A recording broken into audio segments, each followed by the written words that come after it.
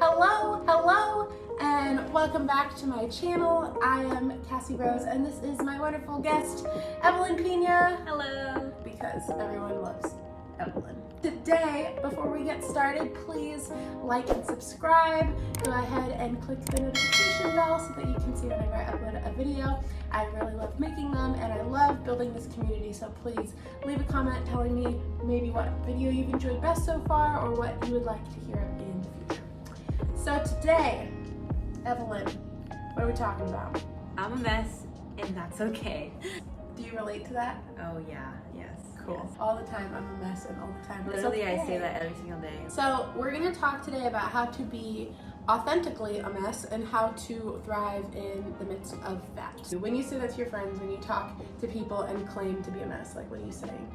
Really, what I'm trying to communicate to people is I don't have it together. Just letting you know that like I'm a mess, and it's almost kind of saying to myself, hey, you're not putting up a front saying that you got it together. Because if I claim, I tell you to your face, hey, I'm a mess, then like I feel like I've already been real with you about it, and I'm not trying to put this persona of like, oh, I have it all together. Because I feel like sometimes when we try to like do our best in life, like, I think that sometimes that can communicate to people, or like they're trying to keep their life all together, but really you're just trying your best because your life is kind of messy. And so when I say that, I'm like, hey, FYI, if I haven't failed you already, FYI, if you haven't already noticed, like my room is messy right now, like I just to heads up, like I'm a mess kind of thing. Just go ahead and comment down below, I'm a mess, and join the messiness, because everybody can relate to that. Also, on some level, it's kind of become a lie that we tell ourselves. Even like people will be like boasting about something, prideful about something, and be like, oh, that, no, I'm a mess, like it's whatever. But the way that we're talking about it is like, no, like legit, I'm a mess and I can still succeed in life. And so what does that really look like? Because it's not demeaning yourself, especially from a Christian viewpoint. Both of us as believers, we know that we're a mess, and that's why we needed our faith. And I think everybody needs something to cling to, but first you have to realize that you're not enough. So I want to talk about authenticity. For me, that plays into this concept of being a mess and it's okay, or I'm not okay and it's okay. Being authentic with the people that we're around is really important in order to get the most out of our lives. For me, when I'm trying to be honest with people, I look to see, am I really being authentic in the way that I portray my life? Am I being authentic in the way that I portray my successes and my failures? Am I speaking truth about who I am in a way that's both uplifting toward myself but also genuine? Here goes the authenticity. Let's start now. Being really honest with myself and just with you guys right now, I've had a hard time being authentic. I am just so naturally concerned of like what people think, and that's just kind of how I've always been since I was young. Like I always had this fear of people judging me, and fear of failing or feeling like I wasn't enough. I think being authentic is very, very scary. I remember one time I was really authentic with a group of young women that I was around with. One of them was her. I remember the first time that I was really authentic about what was going on in my life and how I was feeling. It took weight off of my shoulders. It really made me feel like I don't have to hide anymore. Like I don't have to keep putting on this mask or this face, and it's really exhausting. Not be authentic with the people around you and not be authentic with yourself, because it's weighing you down, and it was weighing me down. And so I think the biggest thing that I get from it is just like freedom and this weight off my chest and off my shoulders.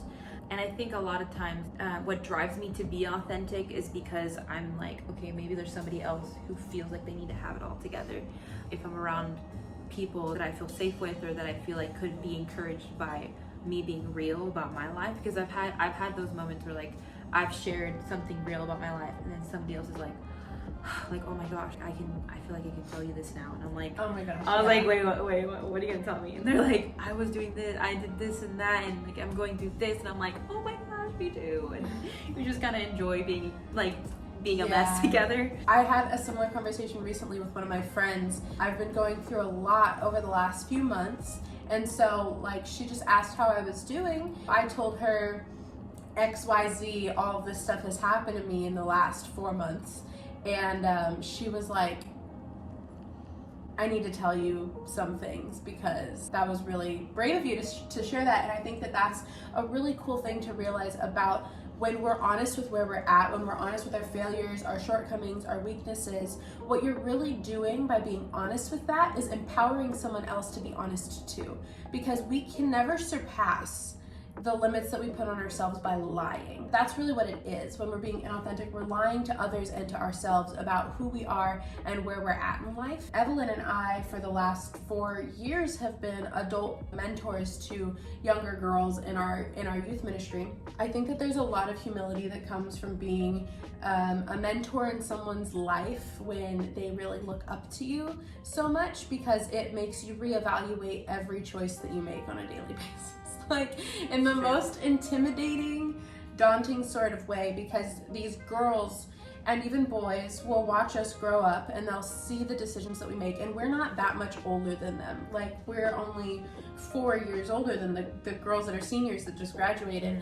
And so to have the opportunity to reflect the way that Jesus wants, them to live, that means that we have to start with ourselves. It is really motivating to be authentic when you have people admiring you in the process. Yeah, and I think also the road to be authentic doesn't happen alone. The reason why I was authentic once was because somebody else was authentic in front of me. Yeah. And so like the road to being authentic, at least for my life, it's been like a group of people, going to see the right people and finding the right people that you trust in your life to be real, because you shouldn't be real. I mean, you shouldn't share all your things with everybody. I don't think that there's like a balance between being authentic with the right people in your life, the safe people, the people that can actually guide you and give you wisdom. The biggest thing is to find safe people in your life that can help you to be authentic, because if you're authentic with the wrong crowd, they're gonna teach you not to be authentic because they're gonna just shoot you down. So yes. Okay, so that moves us into this next part where we're gonna talk about privacy versus authenticity. The reason I'm phrasing it that way is because we need to learn to be authentic in every area of our life. However, we are entitled to a certain amount of privacy, and there's a certain amount of privacy that is wise. How do we choose who our safe people are, and how can we be authentic while still protecting our privacy? There's areas of my life that I'm not going to share with just anyone, okay? So like I had mentioned earlier, recently I told a girl a lot of stuff that I've been going through over the last couple of months. And this is a girl who I am very close with, who I trust very much. We have this relationship where we share our struggles and we build each other up. That is the foundation for having a safe person. Number one, are you actually close with them? Are you just sharing this piece of information with them for the first time because you want attention, affirmation? Do you want to intrigue someone? Or is this a person that you're actually intentionally sharing details of your life with? The second component of it is this a person who's going to encourage you to be better or allow you to be complacent where you're at? Because when it comes to authenticity in the private areas of our life, there's things that you're still going to be in the process of growing through. We're always in a process of progression over perfection, like Michael Todd says. Are you sharing it with this person and they're going to help you and encourage you through it? Or are they going to be like, oh, you're entitled to be angry or to have made that bad choice? I think that is a big key in defining who safe people are, is how they respond and how they call you out of the situation. There's a specific person in my life who I'm really authentic with, and one of the biggest things that I love about them, there's actually two people that do this, maybe that's one of the reasons why I chose them, is that they're really good at having that balance between grace and truth. They'll tell me what I need to hear in order to improve, but they will also remind me to have grace on myself. Yeah. To have compassion on myself. For me to be able to work on that stuff, like I can't keep beating myself up about it. Because you're gonna find, there's gonna be moments in your life where you're just straight up not being smart, you're being dumb, like you're not doing the right things, you're being selfish, been there, done that. So it's gonna happen. So I think people calling you out, but also giving you the compassion, like, okay, you need to work on this. but also have compassion on yourself. For myself, I say, Evelyn, I forgive you. You're not this mistake. I think understanding that like your life is messy, but you necessarily aren't that mess, you know, like distinguishing the situation of your life is different than judging who you are as a person, because I need that. I think that's why I don't like being authentic. I don't like being authentic with myself sometimes. Yeah, authenticity with others and then authenticity with ourselves. And I think that this is a really important relationship to understand when we're looking at, you know, being real about where we're at, because in all honesty, this is a back and forth relationship. How authentic we are with others affects how authentic we are with ourselves, and vice versa. Every time that we tell the truth to, you know, a close friend, we're telling the truth to ourselves, because we're saying that we are worth the honesty of facing where we're at. And the same thing goes, if I'm lying to myself, I will inevitably be lying to everybody that's around me. It will affect all of my relationships. It will affect everything that I'm going through. That was something that I struggled with this whole past year, is that I was making choices that were not the most wise decisions, but I was keeping it to myself, because as long as I was the only one who knew, I didn't have to confront this issue. But then I started to open up and share with other people kind of how I was, you know, acting and the different things I was doing, and it made me realize that I was being selfish and I was, you know, not making wise decisions. And so because I was honest verbally with people outwardly, it allowed me to take better account of who I was becoming inside. I think that all authenticity needs to start with this real desire to be honest with yourself. You need to want this person inside of you to grow, be healthy, be happy. And so I think all of this, you know, the ability to be authentic with other people, I think it starts with this discipline to be honest with yourself. Yeah, definitely. I think understanding yourself is so important. And I think that that's something that you really have to dig in. I have a hard time really understanding myself sometimes. Like I have a hard time understanding what my emotions are telling me. Heck yeah. And what, like, you know, like you start crying, you're like, why am I doing this? Like, why am I like this? And all the girls are like, yeah. Yeah. But I think understanding that and like really digging in, why am I doing this? If you're ashamed of something that you've done or you're making poor decisions, like understanding where are you coming from, because I think it opens up to show you what you need. You're trying to find a need in the wrong place.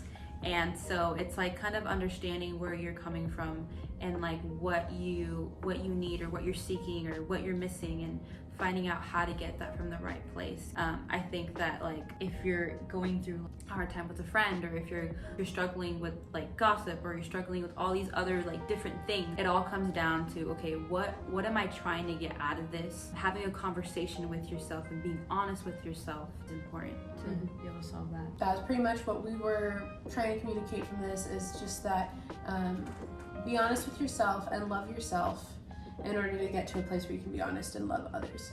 If you guys are struggling with this like me and Evelyn have, both of us have struggled a lot with just understanding ourselves and then also understanding our emotions and things like that. And last week I posted a video about what is the Enneagram and how to use that, and so I'm going to link that video below so that you guys can check it out, because I would say the Enneagram is probably the #1 tool that I've used to understand myself.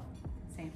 It's not a cult, it's not a pyramid scheme, however, go watch the video. In general, just the more willing we are to explore ourselves as individuals, you're going to find out more every single time you try to. So that is the one thing that I have to encourage you with.